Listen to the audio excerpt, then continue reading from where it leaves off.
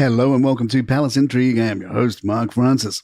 A stalker obsessed with Prince Harry was reportedly able to get within feet of him on two separate occasions during his visit to London last month, raising new concerns about the Duke's personal security in the UK. According to reports, the woman, already known to Harry's private security team and listed by a private intelligence firm as a fixated individual, managed to enter a secure area at a central London hotel during the Well Child Awards on September 9th. 2 days later, she was intercepted by a member of Harry's staff at the Centre for Blast Injury Studies in West London, where no police were present. During the visit, the Metropolitan Police had provided security only for the day of the Well Child Awards, acting on their own initiative due to the presence of children at the event. Neil Basu, the former head of the UK's counter-terrorism police, called the lack of a formal risk assessment for the Duke a mistake, arguing that Harry remains a high-profile target. He said the most viable threat posed to the royals is often from individuals fixated on a specific figure. After brief initial reports on the encounter, more details became available on Tuesday, with some suspected that the leaked information is a way to change the news cycle from focusing on Meghan's tasteless Paris selfie. We've now learned security staff were called when the woman was discovered in the ladies' toilets making what were described as odd comments about Harry. She was swiftly escorted from the premises moments before his arrival and was later seen standing beside his car. 2 days later, the same woman allegedly reappeared outside Imperial College's Centre for Blast Injury Studies, where Harry was attending another engagement. A source told reporters there was no police presence or close protection. It was left to two staffers from his office to intervene. This time they got lucky. The woman, who is said to have mental health difficulties, is understood to be on a list of fixated individuals known to Harry's private security team. She's also believed to have followed Harry and Meghan during their visit to Nigeria last year. Meghan Markle's long-awaited return to Europe has drawn fierce criticism from public relations experts and royal commentators who say her latest appearance in Paris was a major misstep. Renee Smith, founder of the Atticism PR agency, called the Duchess of Sussex's decision to film a stylized video near the Pont de l'Arme tunnel, where Princess Diana tragically died in 1997, a terrible decision. Speaking to The Express, Smith said, "I wouldn't advise a single client of mine to get involved with them. No way in hell." As we know, Meghan has an incredible ability to turn neutral moments into controversy. The video near the tunnel where Diana died was a terrible decision from a PR perspective. It's not just tone-deaf, it's strategically reckless. She has to know how symbolic that location is, so doing a posed video there just looks self-serving. American royal commentator Lee Cohen was even more scathing, telling The Express, "This vile stunt exposes her as a desperate zero with the emotional depth of a puddle, clawing for likes when trampling on sacred memories." In Marie Claire, Kirsten Contino defended Meghan's Paris video, writing, "The words tasteless and insensitive were thrown around in headlines, covering how the Duchess posted the video in an area near where Diana died, and royal commentator Richard Fitzwilliams called the move beyond stupid and utterly bewildering in the Daily Mail.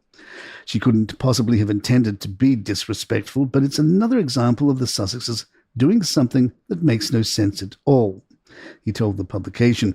On X, Meghan was even accused of next-level psychotic behavior by posting the clip on her story. "There's no denying the emotional weight of that Paris tunnel, but context matters.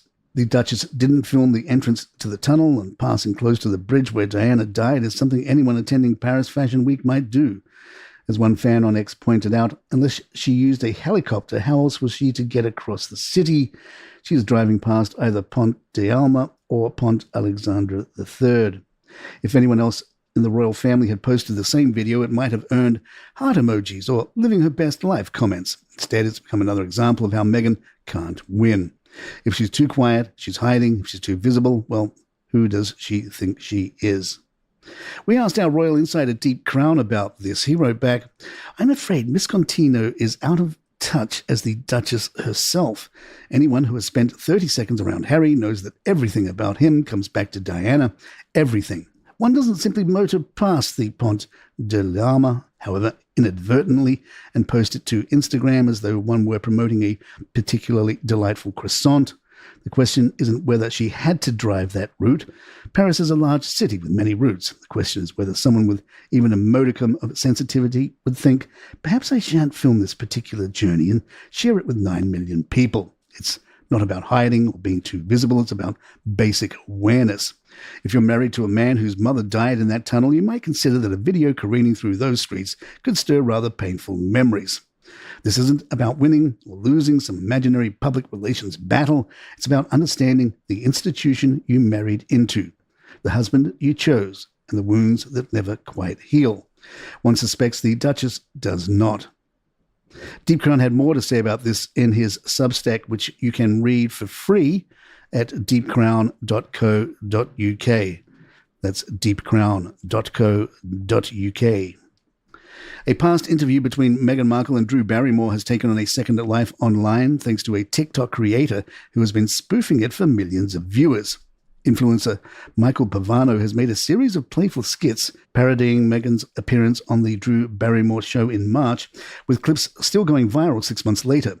One of his most popular posts, viewed 1.1 million times, pokes fun at Meghan's Netflix series with Love Meghan by showing her presenting Barrymore with a jar of Montecito rainwater, only to reveal it's being poured straight from a tap. Another parody, liked more than 41,000 times, depicts Barrymore giving Meghan flowers as a gift, followed by Pavano as Meghan attempting to eat them, a nod to her fondness for edible flower sprinkles, which feature on her As Ever lifestyle website.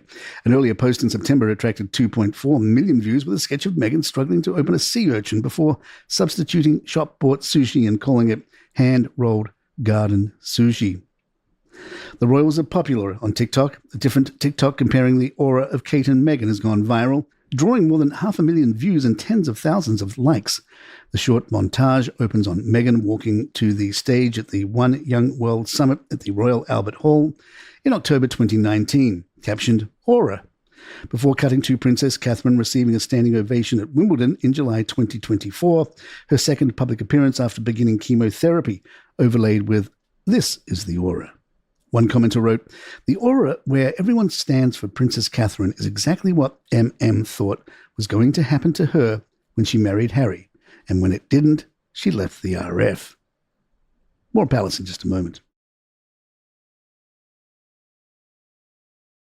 Hey, we have a brand new series for you starting this weekend called Palace Intrigue Presents King William.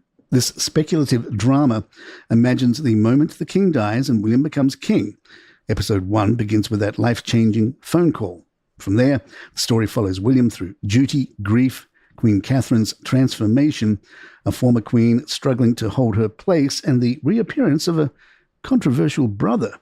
The series begins this Sunday, October 12th. Subscribers to Caloroga Plus can binge the entire season, plus you get all our shows commercial-free. For everyone else, new episodes release weekly, every Sunday, wherever you enjoy your podcasts. According to Shutter Scoop, the bond between King Charles and Prince William has reportedly collapsed into silence, with sources claiming the two men are no longer calling, texting, or even meeting face-to-face. Royal insiders say the rift deepened following William's recent comments about his own childhood and his vision for a reformed monarchy, remarks the king is said to have found deeply hurtful. Speaking about raising Prince George, William had told interviewers, "I hope we don't go back to some of the practices in the past that Harry and I had to grow up in, and I'll do everything I can to make sure we don't regress in that situation.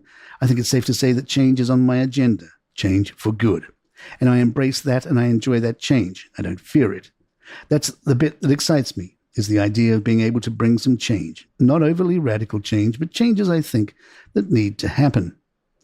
Those words, sources tell Shutter Scoop, did not sit well with His Majesty. The king sees it as betrayal, not honesty. One insider said, "It's not just family tension, it's about the crown itself." While advisors are said to be floating the idea of a public peace walk, an image of unity to quiet speculation, the relationship remains fragile. An insider claims, "Trust is shattered. The silence between them speaks louder than any statement could." And there you have it. If you'd like to email us, our address is thepalaceintrigue@gmail.com. Please follow us on Facebook or Instagram. Just search for Palace Intrigue there on Facebook groups or Facebook pages. I'm Mark Francis. My thanks to John McDermott. This is Palace Intrigue and good times.